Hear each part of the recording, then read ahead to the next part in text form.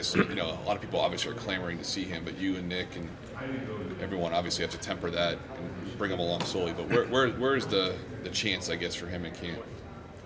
I think it's really important to, number one, do what's best for the player. Of course, you have a team and an organization to make decisions for, but the best way to do that is to do what's best for the player. And I think being open and not trying to predetermine too much what the timeline may look like for a young player, because things change fast. Things change really fast, and every player has their own timeline. And if you get too set, sometimes you can miss a window. You can always recover from it, but sometimes you can wait too long, and certainly it's happened at times where you do it too quick. But you just have to really rely on people and evaluation, and it's an art. But we have the right people in place to make those decisions. So I think Ellie is seeing it the right way. He's approaching it the right way, and then we just see what happens. I think it'll become clear when the time is right. I think I asked this inarticulately the other day, so I'll do it in a different inarticulate way.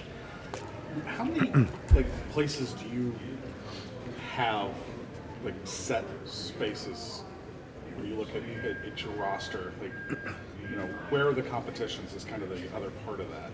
What is open, and I guess Joey at first, Tyler behind the plate, but after that. Yeah, I mean, there's still questions. Some are based around health, some are based around guys come in and just surprise you. I think we got a pretty good sense of who guys were last year. Like a guy like Spencer Steer came in, and even though it was only a couple months, I think that really sets him up for year two. I think he's going to factor in. I think he's going to get a good look probably at third base. Jonathan India, I mean, he's determined to have a better year than his rookie season this year, so we expect that to happen. Joey, the way he's talking, he's ahead of schedule, so obviously he's going to be in the lineup if that's the case. And Tyler, looks great, feels great. He's going to be in the lineup every day. Nick Senzel, setback with his injury, but he's on track to be back for opening day. So I think it may not be like a set. I don't know that I could tell you the set 9, but we have a pretty good idea of who the group is going to be. Unless things change over the next couple of days, which they're always. I expect it to change a little bit, but we know who the core group is. So are you?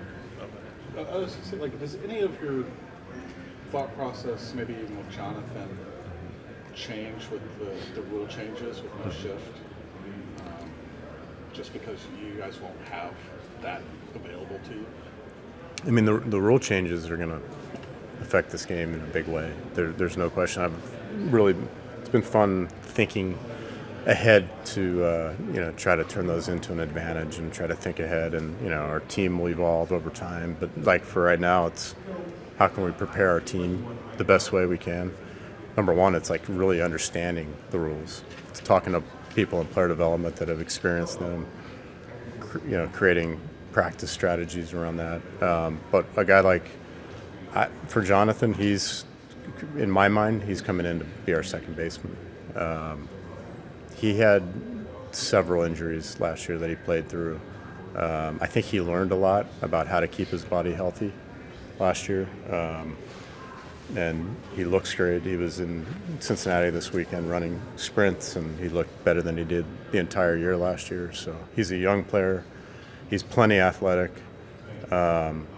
He's determined to kind of maximize his range. So in my mind, he's our second baseman right now. You mentioned Senzel.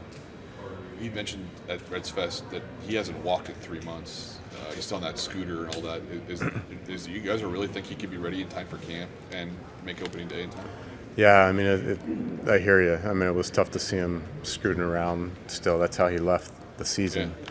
But he's going to be walking in a couple weeks, and once that happens, it's going to go really fast. So we're still, 4 months away, close to 4 months away from opening day. So there is time. for him to get back. And he's done a great job of taking care of himself. He looks really good. I mean, it's tough to manage, for anyone to manage their weight and their, physical conditioning when you can't run or do anything. So I give him a lot of credit. He's being tested right now, and he's handling it really well. So I expect him to be back on time. You mentioned him as like a utility guy possible for this year. Could it be more likely that happens just based off toe injury, had a knee last year?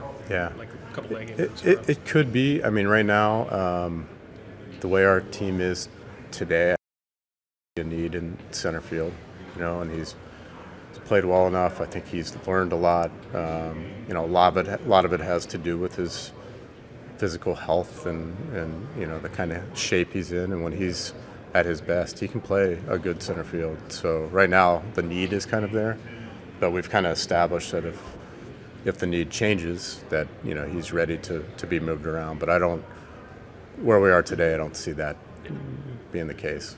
David, you mentioned the rule changes earlier. Is there one that you're personally looking forward to, and maybe one that you said, well, I don't know why they messed with that, but you have one either way?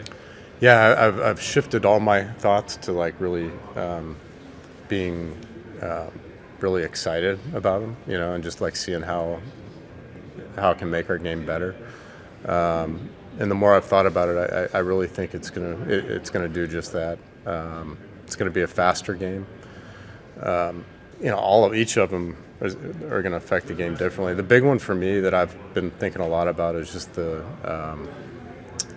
two disengagements, and the throwover restrictions. That's really going to change the game, from a stolen base standpoint, speed.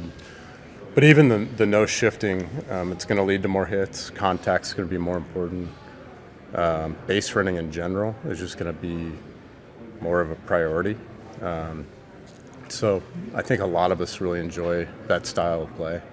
Is spring training, especially the disengagements, I guess, maybe, are there going to be real good instructions about that? Like, okay, use one, but be careful about using two, Yeah, I think that I really believe that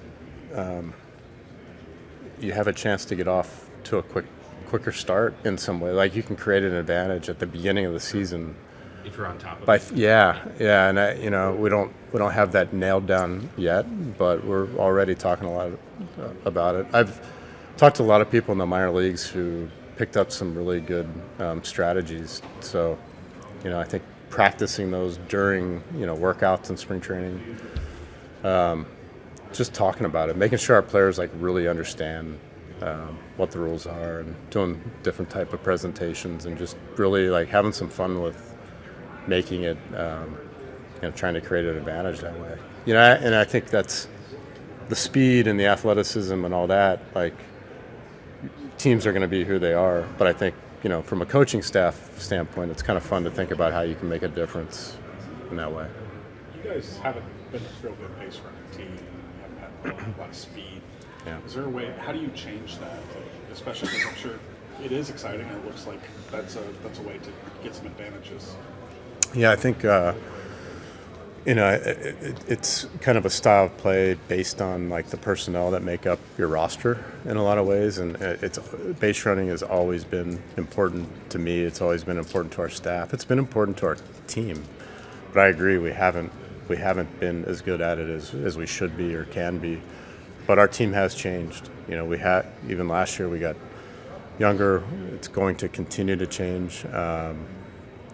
We brought in Colin Cowgill, who's his mentality towards base running is it's fun talking to him about it. And I think base running more than anything is just an attitude, and it's a mentality. And he's pretty recent to running the bases himself, and I got really excited just hearing him talk about it, how passionate he was about it. So things like that can make a difference. You can, by just making it important and having your team believe in the ability to win games that way. That's the big thing it is technique for sure, and certainly now with the rule changes, but more than anything, it's just an attitude. So it's going to be a big focus for us. You see guys like Ciani, Friedel, that they actually have some speed. That's something I don't know that you've really had in your time here. Really was gone before you were. Because Yeah. maybe those guys have more utility because sure. of the ability to steal base. Steal base, go first to third, score from second on a base hit. Like, it's a fun style of play. We are getting faster, and I think over time that's even gonna increase more. So, just making it important. Making sure you get secondary leads and all that, and they're really good at that. But the speed is gonna come into play a lot more. So, I'm looking forward to that. I think a lot of our staff is committed to like being really great at those kind of things. Hitting to like contact is going to be more important, and so that's something Joel and I have talked a lot about. When you Dave, were a couple of development questions. The Braves brought up two guys from AA this year, great young talents. I asked Brian Snitker about that, longtime minor league manager, if he thinks players need as much time in the minors as they used to, and he actually said he doesn't think they do. So he was more comfortable with coming up right from AA. Did Grissom and Harris coming up, create more discussion in your org about, hey, maybe this works? No one player in particular that we talked about or one example, but there's a ton of examples over time, where you bring up a great young talent, even players that went on to have great careers. Sometimes you bring them up, sometimes they get sent back down, and continue their development and then come back at a later time. Like, there's no one right way, and so no, we didn't look at one particular example, but I just think it's different for every player, very, very individual. Okay. And the one other thing is, I know there's some orgs the last year or two have talked about how they're trying to have more collaboration and cohesion between the big leagues and the minors. So when guys come up, everybody's on more of the same page as ever. Like sending big league coaches down for a week to the teams. Have you guys done anything like that? We've done a ton of work to make sure all our people are aligned. Definitely the major league staff and the minor league coordinators, minor league managers, minor league coaches. Like, we established a few years ago. It's always been important, but it's been a real focus, at least the time I've been here. And I know it was even before I got here. So, like, that's extremely important. And it's probably more important now with just how fast the game is changing and just making sure you're on the same page with everything. Yeah, what exactly, though, have you implemented to make it better? Just more frequent contact or different types of reports? Communication, just talking a lot. Like, for example, at the end of our season, we had the entire pitching coordinator group and our major league coaching staff, and they just talked about everything to do with pitching, just to make sure they're speaking the same language. We reviewed all our pitchers, just making sure that everything we're doing is aligned. All the communications and reports and all that is major league and minor league. It's not separate. It's all integrated together. Now, it is different, the major leagues and the minor leagues, but just trying to blend it as much as we can to make it easier for the players when they get there. You mentioned the roster changing. Does anything like your managing style, coaching style change just based off the fact that, minus like Joey and like Sessa, there's a lot of guys with less than like 2 years of service time that are on this roster? Yeah, it is a young group. One of the things about, I think I'll put myself into this category, but like when we look at our whole staff, one of the most important things to me was, yes, it's the major leagues, like the competitive, they all have an edge, but they all are player development at the core. They love players and they're great at connecting and building those relationships. And they're all very knowledgeable, really well-rounded. They have great skills, but without that ability to connect, it doesn't do you much good. So that was like the priority, and we love that part of it. That's our passion, really, is just developing people and players. So that's really the approach. It has gotten younger. Obviously, we lost Kyle. And I've said this a few times already, but like you can't replace a guy like that. But you look at creating the opportunity for other guys to step up. And I'm not, and our staff all agree on this. Like we don't appoint leaders or appoint people to like take over the clubhouse or anything like that. That we let it happen naturally. And even though we have really a young team, they've all been there for, a lot of them have been there now, and they kind of know what to expect. They understand what's important to me and, to our culture and what it means to be a Red, and I think it'll just kind of happen. So we feel pretty confident about that.